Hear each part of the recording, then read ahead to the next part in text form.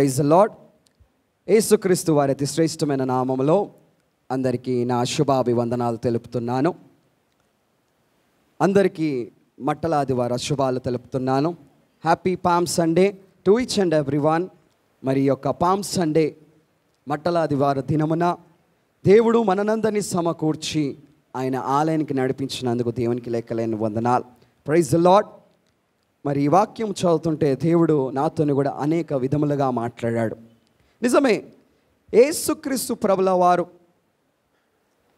పుట్టుక నుండి ఆయన మరణము వరకు, ఆయన పరిచర్యలో, ఆయన జన్మములో, ఆయన మరణములో, ఆయన చేసిన పరిచర్యలో కూడా అనేక ప్రవచనాల ద్వారా పరిశుద్ధాత్మ దేవుడు మరి పరిశుద్ధ గ్రంథంలో రాయించాడు.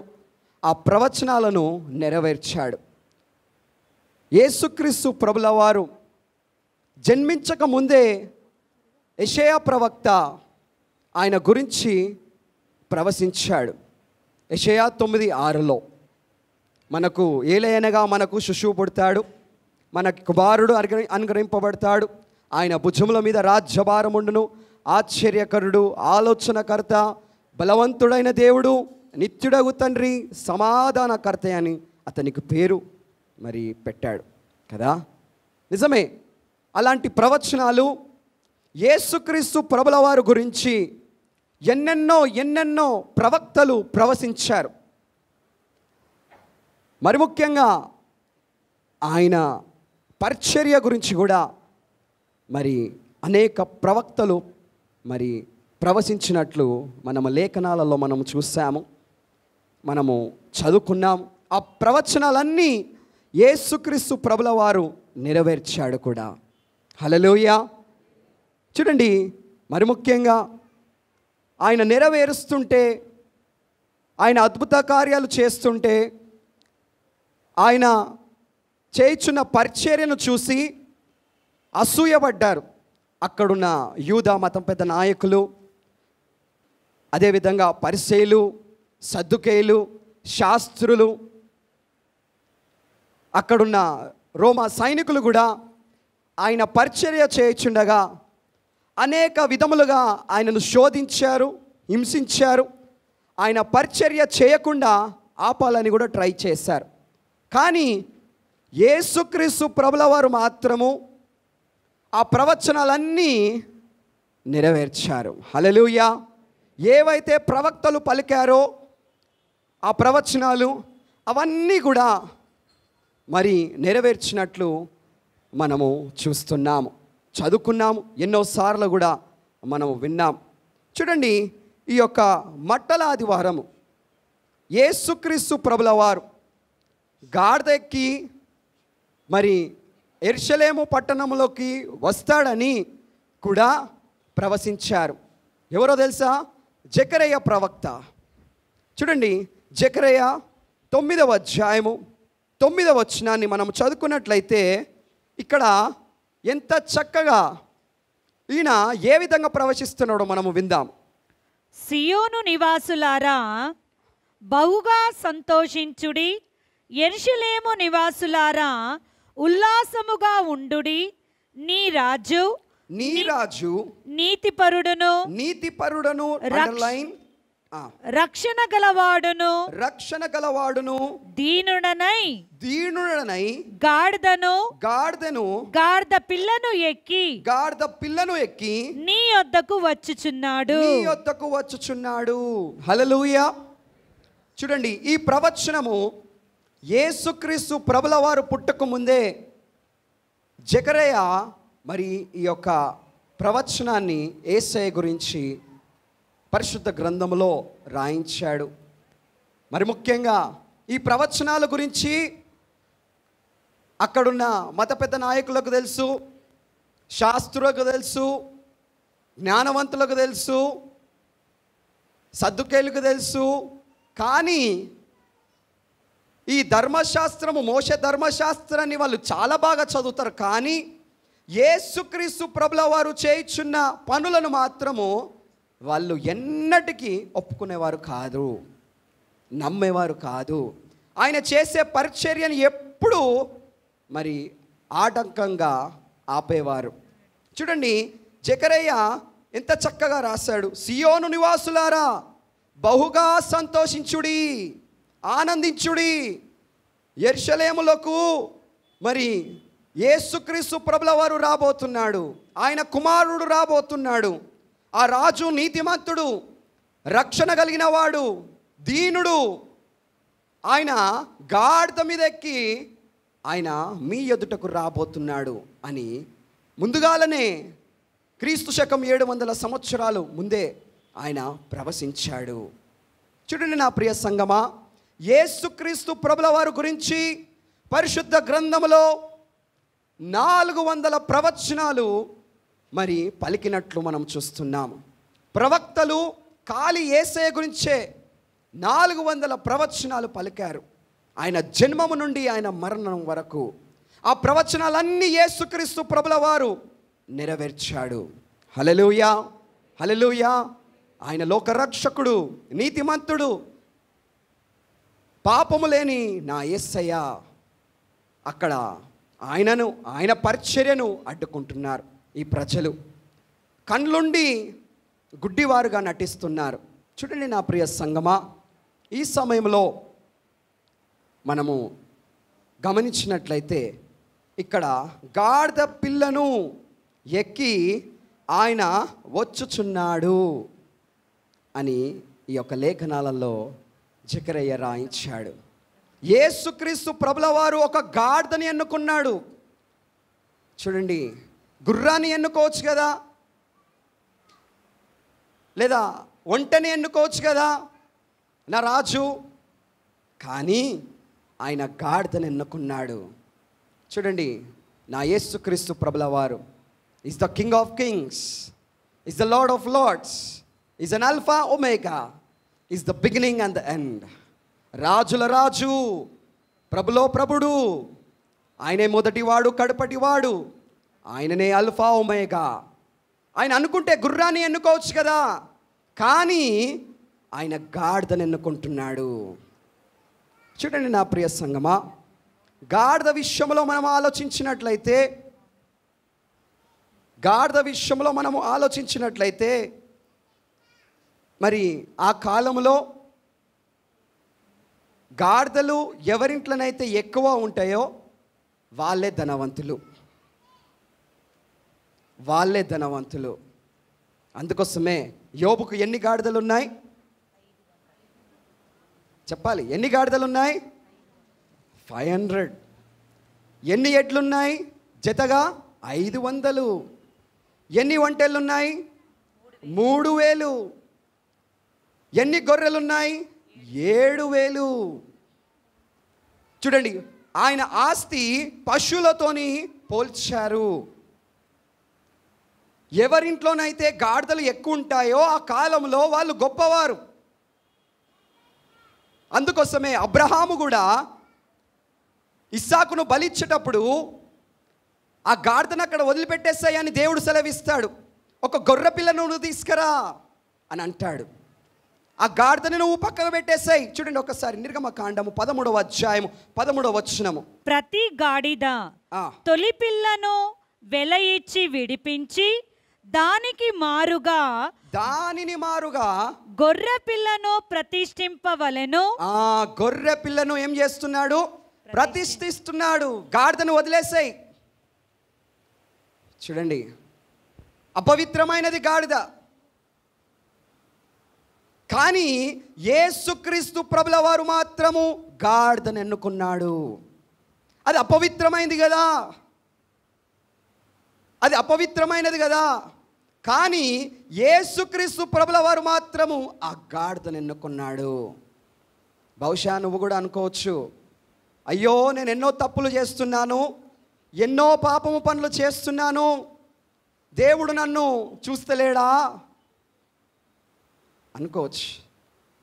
కానీ దేవుడు ప్రతి ఒక్కటి చూస్తున్నాడు నా ప్రియ సంగమా. చూడండి, ఆ గాడిదను ఎన్నుకున్నాడు. ప్రవచనము నెరవేర్చడానికి యేసుక్రీస్తు ప్రభుల వారు పరలోక రాజ్యము నుండి భూలోకానికి మానవ అవతారాన్నెత్తి మరి ఆయన ఈ లోకానికి వచ్చి అనేకులకు మాదిరిగా నిలిచాడు నా యేసుక్రీస్తు ప్రభుల వారు. చూడండి, ఈ గాడిద గురించి నేను చదువుతుంటే చాలా చక్కగా అనిపించింది. మరి ముఖ్యంగా దావీదు కూడా ఆయన కుమారుని రాజు చేశాడు సొలొమోన్ని. పట్టాభిషేకము చేసినప్పుడు ఆయనని కంచెర గాడిద మీద ఎక్కించాడు. ఆయన సేవకులను పిలిచి, నా కుమారుడైన సొలొమోన్ని కంచెర గాడిద మీద ఎక్కించి ఆయనను వీధులలో పరిచయం చేయించండి, ఊరేగించండి అని దావీదు కూడా సెలవిచ్చినట్లు మనం చూస్తున్నాం. చూడండి, మొదటి రాజుల గ్రంథము 1వ అధ్యాయము 33వ వచనాన్ని మనం చదువుకుందాం.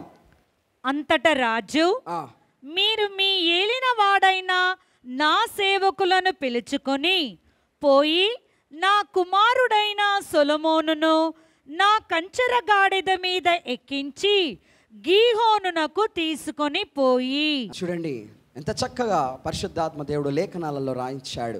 ఆయన పట్టాభిషేకము కాగానే ఆయనను గాడిద మీద ఎక్కించారు. అదేవిధంగా ఈ కాలములలో గాడిదలను మనం చూస్తున్నామా? నేను చిన్నగా ఉన్నప్పుడు ఈ గాడిదను సాకలలో వాడేవారు కదా. ఇస్తిరి బట్టలు ఇవ్వడానికి ఆ గాడిదను మీద పెట్టుకొని మరి వాళ్ళు ప్రయాణం చేసేవారు. ఇప్పుడైతే కనిపించట్లేదు. గాడిద ఎక్కడున్నదో నాకు మాత్రం తెలియదు. ఎప్పుడో కార్నర్కి కనిపిస్తుంది కదా.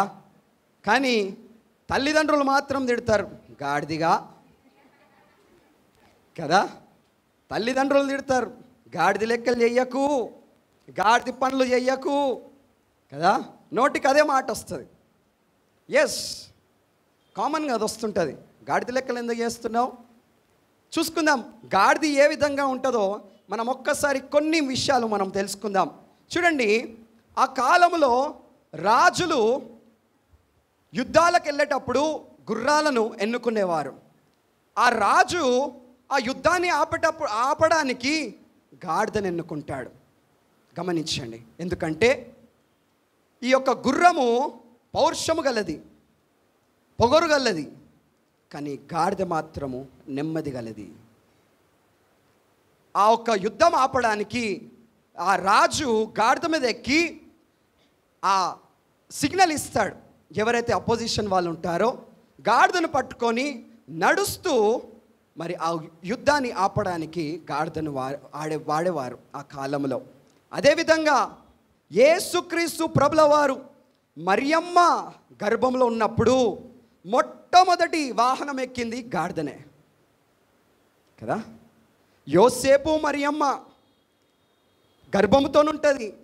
యేసుక్రీస్తు ప్రభుల వారు మరి కడుపులో ఉంటాడు.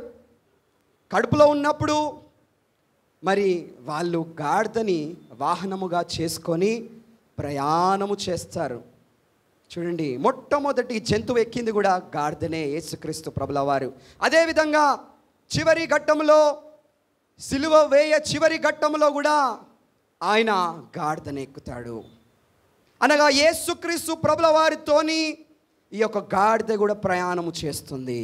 హల్లెలూయా. హార్స్ కంటే ఇంటెలిజెంట్, చాలా ఇంటెలిజెంట్ ఈ యొక్క డాంకీ, గాడిద.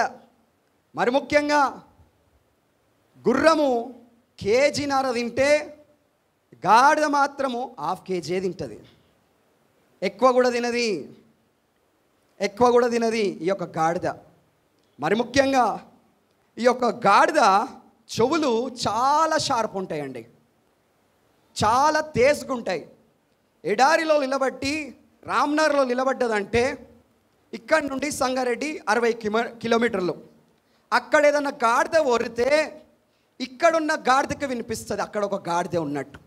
అంత షార్ప్ ఉంటాయి దాని చెవులు. చూడండి, చాలా జ్ఞానవంతురాలు ఈ యొక్క గాడిద.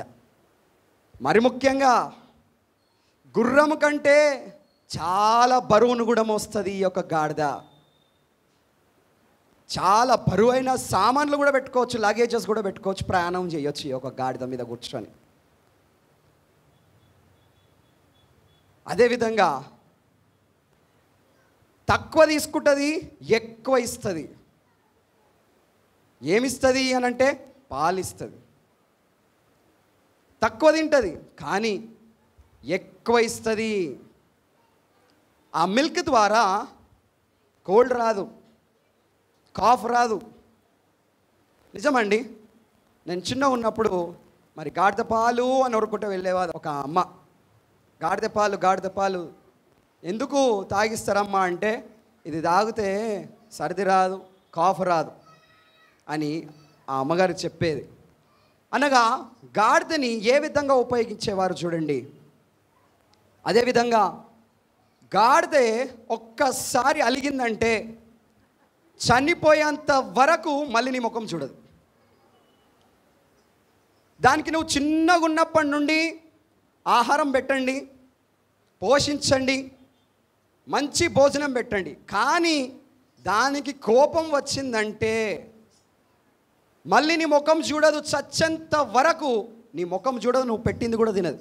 మెడచాచే నడుస్తుంది గాడిద. చూడండి, అది 40 సంవత్సరాలు దాని లైఫ్ స్పాన్ 40 years.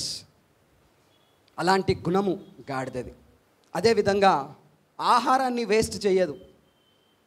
ఎంత తీసుకోవాలో అంతనే తీసుకుంటుంది, ఎక్కువ తీసుకోదు ఈ యొక్క గాడిద.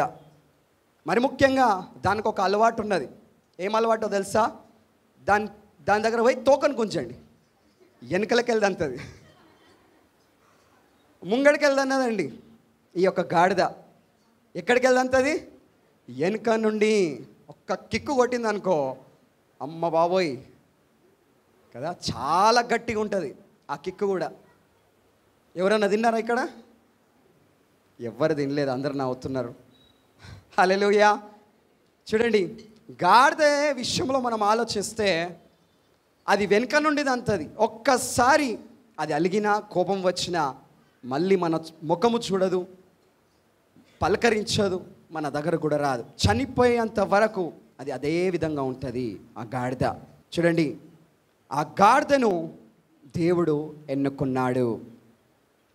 ఆ గాడిదను దేవుడు ఎన్నుకొని యెరూషలేము పట్టణము మరి ఆ ఊరేగింపులో గాడిదను కూడా ఒక పాత్రగా చేసుకున్నాడు యేసుక్రీస్తు ప్రభుల వారు. నా ప్రియ సంగమా, ఈరోజు యేసుక్రీస్తు ప్రభుల వారు ఎన్నుకున్న గాడిద గురించి మనము చూసుకుందాం. నిజమే, మరి ఏ విధంగా ఆ గాడిద ఉంటుందో మనము ఈరోజు నేర్చుకుందాం. మార్క్స్ వార్త 11వ అధ్యాయము 1 నుండి 10 వచనాలలో ఈ యొక్క వాక్యము పరిశుద్ధాత్మ దేవుడు రాయించాడు. మొదటి 2 వచనాలను మనము చదువుకుందాం.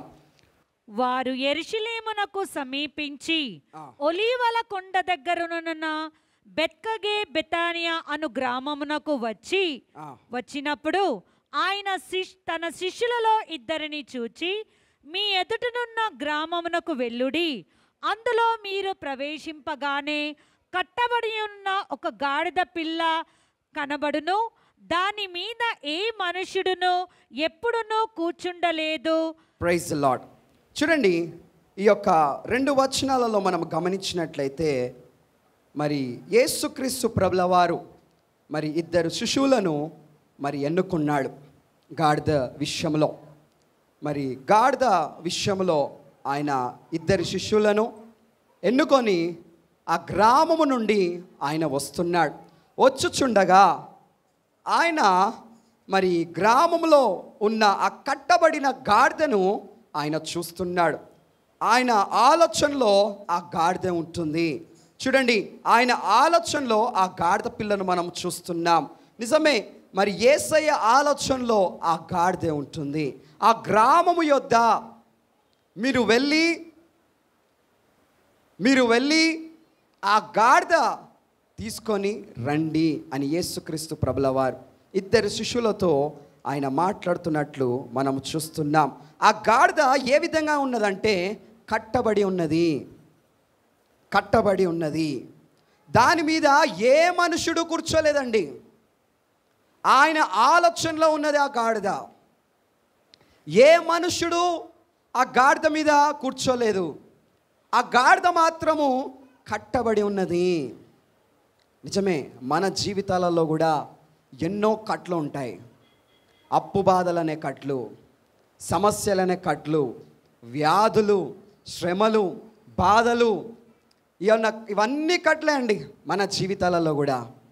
చూడండి, ఆ కట్లను దేవుడు చూస్తున్నాడు. హల్లెలూయా. ఆ కట్లను ఆయన చూస్తున్నాడు. చూడండి, దేవుని ఆలోచనలో ఉన్న గాడిద. ఆ గాడిద మీద ఏ మనుషుడు ఎక్కలేదు, కూర్చోలేదు ఇప్పటి వరకు. 2 శిష్యులను పంపించి మీరు గాడిదని తీసుకురండి అని యేసుక్రీస్తు ప్రభుల వారు వాళ్ళతోని చెప్తున్నట్లు మనము చూస్తున్నాం. 3వ వచనం, ఎవడైనను మీరెందుకు ఇలాగు చేయుచున్నారని మిమ్మును అడిగిన ఎడల అది ప్రభువునకు కావాల్సి ఉన్నదని చెప్పుడి, తక్షణమే అతడు దానిని ఇక్కడికి తోలి పంపునని చెప్పి వారిని పంపెను. నా ప్రియ సంగమా, మరి అక్కడ శిష్యులు వెళ్ళి ఆ గాడిదను తీసుకోవడానికి వెళ్ళారు. వెళ్ళిన తర్వాత ఎవరైనా మరి ఈ గాడిదను ఎక్కడికి తీసుకెళ్తున్నారు అని అడిగితే మీరు చెప్పండి, అది ప్రభువునకు కావలసినది అని యేసుక్రీస్తు ప్రభుల వారు శిష్యులతోని చెప్పాడు. మీరు వెళ్ళండి, యేసయ్యకి కావాలి ఆ గాడిద, ప్రభువునకు కావాలి ఆ గాడిద అని ఎవడైనా అడిగితే ఈ విధంగా మీరు చెప్పండి అని యేసుక్రీస్తు ప్రభుల వారు చెప్తున్నాడు. ఈ సమయంలో చూడండి, నీ హృదయం కూడా ప్రభువునకు కావాలి. దేవుడు మీ హృదయాన్ని కూడా అడుగుతున్నాడు. నీవు సిద్ధంగా ఉన్నావా ఇవ్వడానికి? ప్రశ్న. దేవుడు నీ హృదయం కూడా కావాలి అని అడుగుతున్నాడు. నీవు సిద్ధంగా ఉన్నావా నీ హృదయాన్ని ఇవ్వడానికి? పరిశుద్ధాత్మ దేవుడు ప్రతి ఒక్క హృదయముతో మాట్లాడుతున్నాడు. ఈ సమయంలో ఆయన ఆలోచనలో గాడిద ఉన్నది, కట్టబడి ఉన్నది. ఎవడైనా అడిగితే ప్రభునకు కావాలని చెప్పండి అని శిష్యులతో చెప్పి పంపించారు. మరి ఆయన ఆలోచనలో నువ్వు ఉన్నావా? ప్రభునకు కావలసిన నీ హృదయము సిద్ధముగా ఉన్నదా? ఒక్కసారి ఆలోచించండి నా ప్రియ సంగమా, ఒక్కసారి ఆలోచించండి. చూడండి, 4వ వచనము, వారు వెళ్ళగా వీధిలో ఇంటి బయట తలవాకిట కట్టబడి ఉన్న గాడిద పిల్ల ఒకటి వారికి కనబడెను. దాన్ని విప్పుచుండగా అక్కడ నిలిచి ఉన్న వారిలో కొందరు, మీరేమి చేయుచున్నారు? గాడిద పిల్లను ఎందుకు విప్పుచున్నారని వారిని అడిగిరి. Praise the Lord. చూడండి, వారు వెళ్ళగా వీధిలో ఇంటి బయట, వీధిలో ఇంటి బయట, వేర్ 2 రోడ్స్ కంబైన్డ్గా ఉంటాయో ఆ ఇంటి బయట ఆ గాడిదను వాళ్ళు చూస్తున్నారు. ఆ గాడిదను చూసిన వెంటనే అక్కడ అది కనిపించగానే ఎవడైనా మిమ్మలను అడిగితే, ఎవరైనా ఎక్కడికి తీసుకెళ్తున్నారు ఈ గాడిద పిల్లను అని ఎవరైనా అడిగితే యేసు ఆజ్ఞాపిస్తున్నాడు. చెప్పండి, మీరు నేను ఆజ్ఞాపించినని వారికి చెప్పండి. ఎవరైనా మిమ్మల్ని అడ్డుకుంటే, ఎవరైనా మిమ్మల్ని ఆపితే, ఎవరైనా మిమ్మల్ని స్టాప్ చేస్తే మీరు చెప్పండి, యేసు ఆజ్ఞాపించినట్లు అని వారికి చెప్పండి అని యేసుక్రీస్తు ప్రభుల వారు చెప్పినట్లు మనము చూస్తున్నాం. నిజమే, యేసు కోరుకున్నాడు ఆ గాడిదను. వీధులలో ఉన్నది ఆ గాడిద, ఇంటి బయట ఉన్నది ఆ గాడిద, కట్టబడి ఉన్నది ఆ గాడిద. మరి ముఖ్యంగా ఆ గాడిదను యేసు ప్రేమిస్తున్నాడు. ఆ గాడిదను చూస్తున్నాడు. ఆయన ఆలోచనలో ఉంటుంది, అక్కడ ఎవడైనా అడ్డుకున్నా నా పేరు చెప్పండి, యేసునకు కావాలి అని మీరు చెప్పండి అని యేసుక్రీస్తు ప్రభుల వారు మరి ఆ గాడిదను కోరుకున్నట్లు మనము చూస్తున్నాము. మరి ఏ మనుష్యుడు కూడా ఆ గాడిద మీద ఎక్కలేదండి. ఏ మనుషుడు కూడా ఆ గాడిద మీద కూర్చోలేదు. అలాంటి గాడిదను యేసుక్రీస్తు ప్రభుల వారు ఎన్నుకున్నట్లు మనము చూస్తున్నాము. 7వ వచనం, వారు ఆ గాడిద పిల్లను యేసునొద్దకు తోలుకొని వచ్చి తమ బట్టలు దాని పైగా వేయగా ఆయన దాని మీద కూర్చుండెను. అనేకులు తమ బట్టలు దారి పొడుగున పరిచిరి, కొందరు తాము పొలములో నరికిన కొమ్మలను పరిచిరి. యేసుక్రీస్తు ప్రభుల వారు మరి ఆ ఆహ్వానాన్ని పంపించారు. చూడండి, ఆహ్వానాన్ని పంపించగానే ఆ గాడిద జీవితము మారిపోయింది. మెడచాచిన నడిచే ఆ గాడిద జీవితాన్ని దేవుడు మార్చేస్తున్నాడు. ఆ ఇన్విటేషన్ని గాడిద యాక్సెప్ట్ చేసింది. యాక్సెప్ట్ చేసి ఎంతగానో సంతోషపడ్డది, ఎంతగానో ఆనందపడ్డది. యేసయ్య నన్ను ఎన్నుకున్నాడా, యేసయ్య నన్ను పిలుస్తున్నాడా, యేసయ్య నా మీద కూర్చోవడానికి మరి నన్ను రమ్మంటున్నాడా అని గాడిద ఆ ఇన్విటేషన్ని యాక్సెప్ట్ చేస్తుందండి. యజమానుడు మారిపోతున్నాడు, గాడిద యజమానుడు. అప్పటి వరకు కట్లతో అది కట్టి ఉన్నది.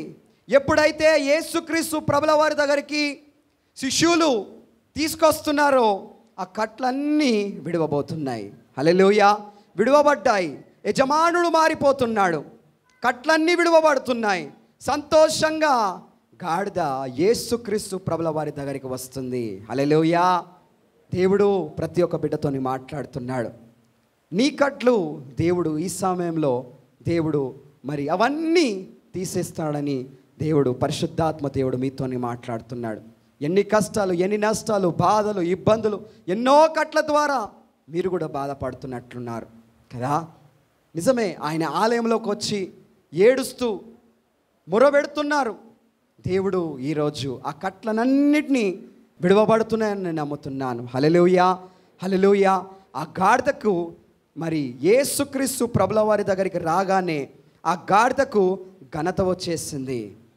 అప్పటి వరకు ఘనత లేదు, కానీ యేసుక్రీస్తు ప్రభుల వారి దగ్గరికి రాగానే, ఆయన ఎక్కి కూర్చోగానే, ఆ గాడిద వచ్చుచుండగానే ఆ గాడిదకి సన్మానం జరుగుతుంది. చూడండి, అప్పటి వరకు ఎవ్వరు దాని ముఖం చూడలేదు, ఎవ్వరు పట్టించుకోలేదు, ఎవ్వరు దాన్ని చూడలేదు. కానీ యేసయ్య చూశాడు ఆ గాడిదను, యేసయ్య ఆలోచించాడు ఆ గాడిదను. చూడండి, ఆయన దృష్టికి ఆ గాడిద కనిపించింది. ఆయన దగ్గరికి రాగానే యజమానుడు మారిపోయాడు. యేసే యజమానుడుగా ఉన్నాడు.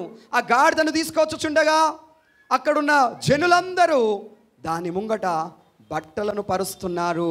హల్లెలూయా. దాని మీద బట్టలు వేస్తున్నారు. హల్లెలూయా. దానికి సన్మానము జరుగుతుంది. యేసయ్య దాని మీద ఎక్కి కూర్చున్నాడు. గాడిదకి ఘనత వచ్చేసింది. ఎవరి వల్ల? యేసుక్రీస్తు ప్రభుల వారి వల్ల. నా ప్రియ సంగమా, చూడండి, యేసుక్రీస్తు ప్రభుల వారు కూర్చోగానే ఆ గాడిదకు ఘనత వచ్చినట్లు మనం చూస్తున్నాము. బట్టలను పరుస్తున్నారు ప్రజలు. బహుశా ఆ గాడిద ఎంత ఆనందం పడ్డదో, ఎంత సంతోషపడ్డదో కదా. ఆ సన్మానం చూసి మరి ముఖ్యంగా అక్కడ కొంతమంది ప్రజలు కూడా కొమ్మలను కూడా నరికి పరుస్తున్నారు గాడిద వచ్చుచుండగా. వా, ఎంత అదృష్టం కలిగింది ఆ గాడిదకి. యేసయ్య ఉంటేనే ఘనత, యేసయ్య లేకపోతే శూన్యము నీ జీవితము. యేసయ్య మన జీవితంలోకి వస్తేనే మనకు రక్షణ, లేకపోతే మనకి నరకము. జ్ఞాపకం పెట్టుకోండి నా ప్రియ సంగమా. యేసయ్య కూర్చోగానే సన్మానాలు జరుగుతున్నాయి గాడిదకు. కొమ్మలను తెంపి పరుస్తున్నారు గాడిద ముందట. బహుశా ఎంత సంతోషపడ్డదో ఆ గాడిద, ఎంత ఆనందము పడ్డదో ఆ గాడిద. చూడండి, మరి యేసునొద్దకు వచ్చి నిలబడ్డది, మరి అంగీకరించింది అది ఆ గాడిద. చూడండి, దేవుడు నీకు కూడా సమయం ఇస్తున్నాడు, నీకు కూడా సమయం ఇస్తున్నాడు. నేడే రక్షణ దినము, రేపటిది నీది కాదు. జ్ఞాపకము పెట్టుకోండి. వస్త్రములతో అలంకరించబడిన గాడిద. నా ప్రియ సంగమా, వస్త్రములతో అలంకరింపబడుతుంది ఆ గాడిద. చూడండి, అదేవిధంగా కొమ్మలను కూడా పరుస్తున్నారు అక్కడ. మరి యేసుక్రీస్తు ప్రభుల వారు వచ్చుచుండగా, గాడిద వచ్చుచుండగా బట్టలను కొమ్మలను కూడా పరిచినట్లు మనము పరిశుద్ధ గ్రంథంలో మనము చూసుకున్నాం. 9వ వచనము. మరియు మరియు ముందు వెళ్ళుచుండిన వారును ఆ, వెనక వచ్చుచుండిన వారును ఆ. జయము ప్రభు పేరుట వచ్చువాడు స్తుతింపబడును గాక. చూడండి, ఈ గాడిద వచ్చేటప్పుడు కూడా దానికి సెక్యూరిటీ వచ్చేసింది. అప్పటి వరకు దానికి సెక్యూరిటీ లేదు, ఒంటరి జీవితంగా ఉండే. ముందు వచ్చేటప్పుడు జన సమూహము, వెనుక వచ్చేటప్పుడు కూడా జన సమూహము, రైట్ లెఫ్ట్ ప్రజలు. వాహ్, జయము అని అక్కడున్న ప్రజలు వరుతున్నారు. వాహ్, ఎంత అదృష్టం కలిగింది ఆ గాడిదకి. అప్పటి వరకు కట్టేసి ఉన్న గాడిదకు చూడండి ఘనత వచ్చేసింది. ముందు జనులు, వెనుకల జనులు, ప్రక్కన జనులు, ఇటు ప్రక్కన జనులు జయహో అంటున్నారు. ఎందుకు? యేసుక్రీస్తు ప్రభుల వారు ఆ గాడిద మీద కూర్చున్నారు. హల్లెలూయా.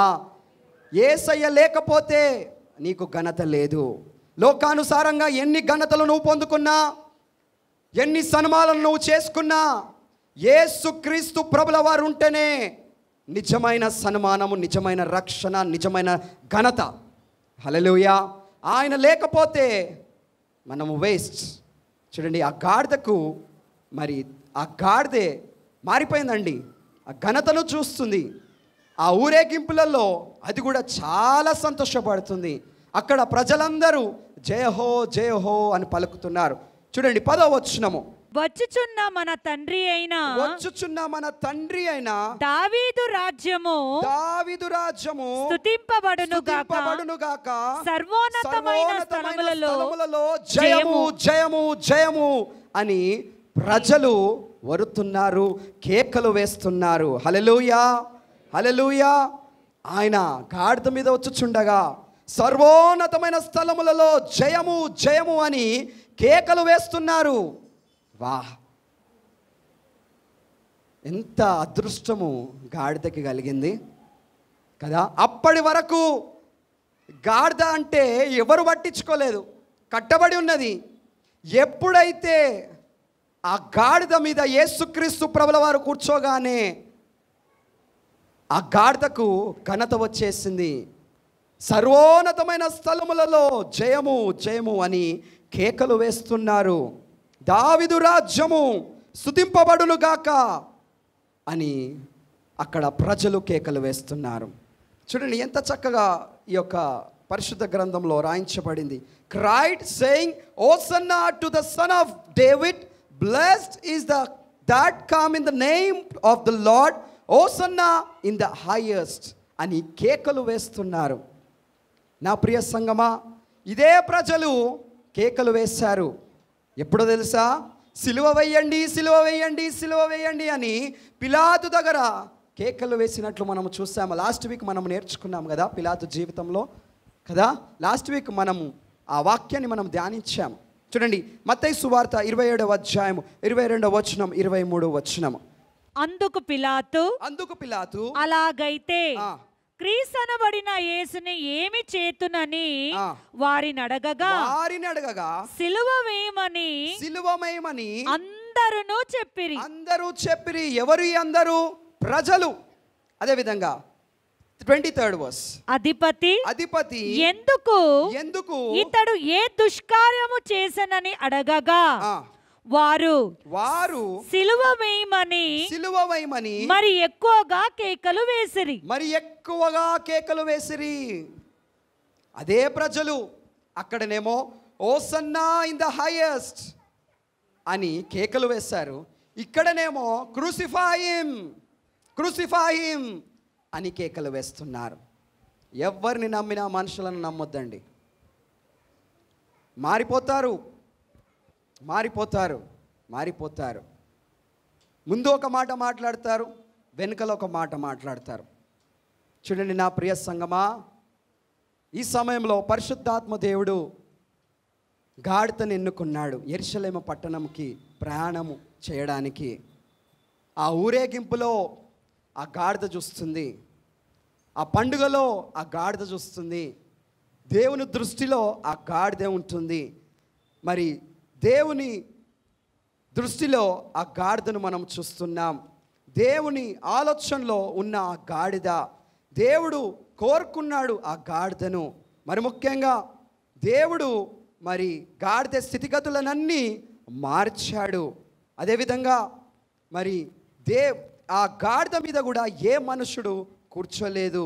మరి ముఖ్యంగా వస్త్రములతో అలంకరింపబడిన ఆ గాడిద, సన్మానమును మరి అంగీకరించిన ఆ గాడిద యేసునొద్దకు వచ్చి మరి ఆయనను ఎక్కించుకున్న ఆ గాడిద. అందుకోసమే మరి యేసు గారిని మోసిన ఆ గాడిద అని నేను అంటాను. హల్లెలూయా. ఆ గాడిదకు ఎంత ఘనత వచ్చిందో మనం చూసాము. కాబట్టి ఈ సమయంలో యేసయ్య లేకుండా మనము లేము. యేసయ్య లేకుండా మనము లేము. చూడండి, ఇదంతా అయిపోయింది. యెరూషలేము పట్టణములో ఆ మట్టల ఆదివారము మొత్తం ముగిసిన వెంటనే ఈ గాడిద ఒక గాడిద దగ్గరకు వచ్చి నిలబడుతుంది. నిలబడి అంటుంటుంది, అబ్బా నిన్నటి దినమున నాకు ఎంత సన్మానం జరిగింది, ఎంత నన్ను ప్రేజ్ చేశారు, నాకు ఎంత ఘనత వచ్చింది, వస్త్రాలను వేశారు, నేను కట్టబడి ఉంటే నన్ను విడిపించారు అని ఈ గాడిద ఇంకొక గాడిదతో చెప్తుంది. అప్పుడు పక్కకున్న గాడిద అవన్నీ చూసి అదంతా నీకు ఏ విధంగా వచ్చేదో తెలుసా? ఏ విధంగా వచ్చింది? యేసుక్రీస్తు ప్రభుల వారు నీ మీద కూర్చున్నాడు కాబట్టి ఆ ఘనత నీకు వచ్చింది అని ఈ గాడిద సాక్ష్యం ఇస్తుంది. అక్కడ without Jesus you are nothing. Yesukristu ప్రభుల వారు లేకపోతే నువ్వు waste. Without Jesus you are nothing my dear friends, remember it. అప్పుడు ఆ గాడిద కూడా ఆలోచిస్తుంది, అవును ఇప్పుడు నన్ను ఎవ్వరు పట్టించుకుంటలేరు, నన్ను ఎవ్వరు చూస్తట్లేరు, నన్ను ఎవ్వరు పలకరించట్లేరు కదా, నన్ను ఎవ్వరు వచ్చి కూడా మాట్లాడట్లేరు నాతోని. కానీ యేసయ్య కూర్చున్నప్పుడు గాడిదే స్థితిగతులే మారిపోయాయి కదా. ఆ గాడిద ఆలోచిస్తూ ఇంకొక గాడిదతో చెప్తుంది, నా ప్రియ సంగమా, ఈ సమయంలో నీవు ఏ విధంగా ఉన్నావు? నా యేసుక్రీస్తు ప్రభుల వారు చివరి ఘట్టములో సిలువకెక్కక ముందు యెరూషలేము ప్రాంతానికి ఆ ఊరేగింపులలో ఆయన గాడిద మీద వచ్చినట్లు మనం చూసుకున్నాము. పరిశుద్ధాత్మ దేవుడు ఇంకా నీ జీవితాన్ని నువ్వు సమర్పించకుండా నీకు ఇష్టానుసారంగా నువ్వు ఉంటే నేడే రక్షణ దినము, నేడే రక్షణ దినము, రేపటిది నీది కాదు. ఒక్కసారి జ్ఞాపకం చేసుకోండి. ఇంకా నీ హృదయాన్ని ఇవ్వకుండా నువ్వు దూరంగా ఉన్నావేమో, కట్టబడి ఉన్నావేమో, కష్టాల ద్వారా, బాధల ద్వారా, నిందల ద్వారా, వ్యాధుల ద్వారా, ఎన్నో కట్లల చేత నువ్వు ఇబ్బంది కలిగి ఉన్నావేమో. దేవుడు అవన్నింటినీ దేవుడు ఈరోజు విడుదల చేస్తున్నాడు. హల్లెలూయా. ప్రతి ఒక్కటి దేవుడు ఈరోజు మీ కుటుంబాలలో దేవుడు విడుదల చేస్తున్నాడు. ఆయన నామములనే మహిమ కలుగునుగాక, ఆయన నామములనే అన్నీ విడువబడునుగాక. హల్లెలూయా, హల్లెలూయా. ఏ విధంగానైతే గాడిదకి మరి విమోచన కలిగిందో, మరి ఈ సమయంలో దేవుడు మీకు కూడా మరి విమోచననిస్తాడు. హల్లెలూయా. ఆ గాడిద జీవితాన్ని మనం పరిశీలించాము. ఆ గాడిద ఎవరో కాదండి, నీవు నేనే. పరిశుద్ధ లేఖనాలలో ప్రతి వాక్యము నీ కొరకు నా కొరకే. జ్ఞాపకం పెట్టుకోండి, పరిశుద్ధ లేఖనాల్లో ప్రతి ఒక్క వాక్యము నీ కొరకు నా కొరకే. అందుకోసమే గాడిదను కంపేర్ నిన్ను నేను చేసుకుంటున్నాను. కాబట్టి ఈరోజు నుండి యేసుక్రీస్తు ప్రభుల వారు మరి నిన్ను కోరుకుంటున్నాడు. ఆయన నిన్ను పిలుస్తున్నాడు. ఆయన నీవు కావాలి అని అడుగుతున్నాడు. కాబట్టి ఈరోజు నువ్వు హృదయాన్ని సమర్పించు, నీ హృదయాన్ని దేవునికి ఇవ్వు. చూడండి, జ్ఞాపకం చేసుకోండి, నేను రేపు బ్యాప్టిజం తీసుకుంటాను, ఎల్లుండి బ్యాప్టిజం తీసుకుంటాను, అవులల్లి బ్యాప్టిజం తీసుకుంటాను అంటుంటారు. కానీ సమయము పోతే రాదు మిత్రమా. జ్ఞాపకం చేసుకో, సమయం ఉన్నప్పుడే మనము సిద్ధపాటు కలిగి ఉండాలి. దేవుడి వాక్యాన్ని దీవించి ఆశీర్వదించునుగాక.